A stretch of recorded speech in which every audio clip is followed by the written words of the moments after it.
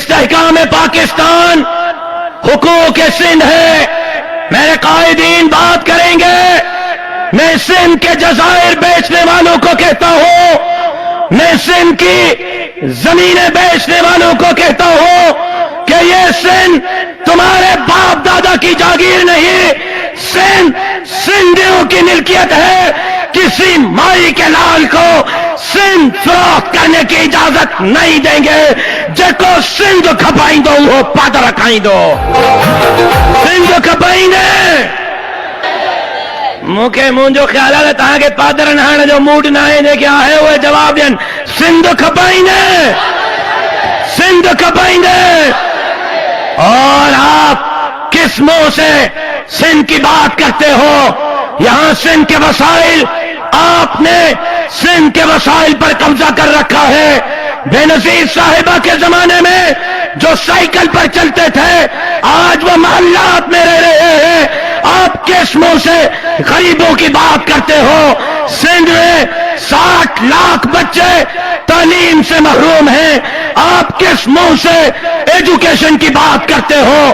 آپ کے کرپشن کا حال یہ ہے کہ سندھ میں 52 محکموں میں روزانہ 1 ارب روپے کی کرپشن ہوتی ہے. آپ کس منہ سے کرپشن کے خلاف باتیں کرتے ہو؟ آپ نے ابھی اسی مہینے اپنے ایم این ایز، اپنے این پی ایس کو نوکریوں کا کوٹا دیا ہے. آپ کے ایم این اے، ایم پی اے سندھ میں نوکریاں بیچ رہے ہیں. آپ کس منہ سے لوگوں کے میرٹ کی بات کرتے ہو؟ سندھ میں قائدیانی بڑھ رہے ہیں. سندھ میں، کراچی میں، سکر میں مسجدوں کو بلڈوزر لگائے جا رہے ہیں. مدارس کے خلاف سازشیں ہو رہی ہیں. آج حالت یہ ہے لسانی بنیادوں پر، قبائلی بنیادوں پر، مسلکی مذہبی بنیادوں پر آپ سندھ کو تقسیم کر رہے ہو، لڑا رہے ہو. آپ کس منہ سے سندھ کے امن کی بات کرتے ہو؟ میں آج مطالبہ کرتا ہوں 14 اگست کو جو شادی کے تقریب میں بم دھماکہ ہوا، جو معصوم بچے گئے، ان کی بھی انکوائری ہونی چاہیے. کورنگی کے فیکٹری میں جو آگ لگی اس کی بھی انکوائری ہونی چاہیے.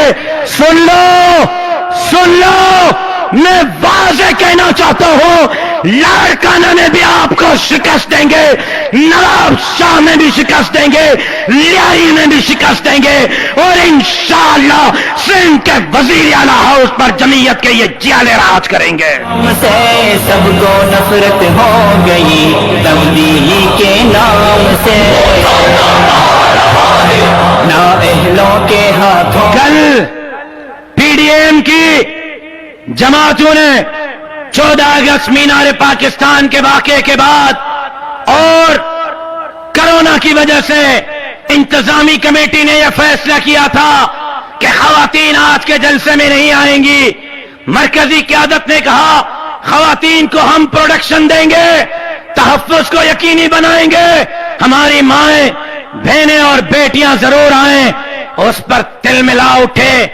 وہ خواتین کے حقوق کی بات کر رہے تھے جن سے آج بھی محترمہ بے نظیر بھٹو کی روح چیخ چیخ کر پوچھ رہی ہے کہ میری وجہ سے تم اقتدار میں ہو، تمہیں میری وجہ سے ایوان صدر ملا، میری وجہ سے ایوان وزیر اعظم ملا.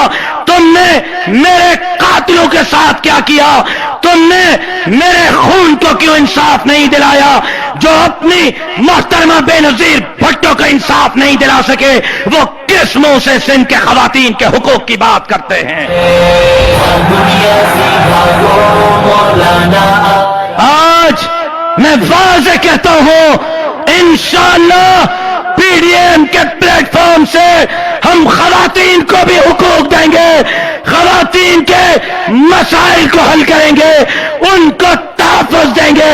تو انشاءاللہ محترمہ بے نظیر بھٹو کے قاتلوں کو بھی پھانسی کے پھندے تک پہنچائیں گے.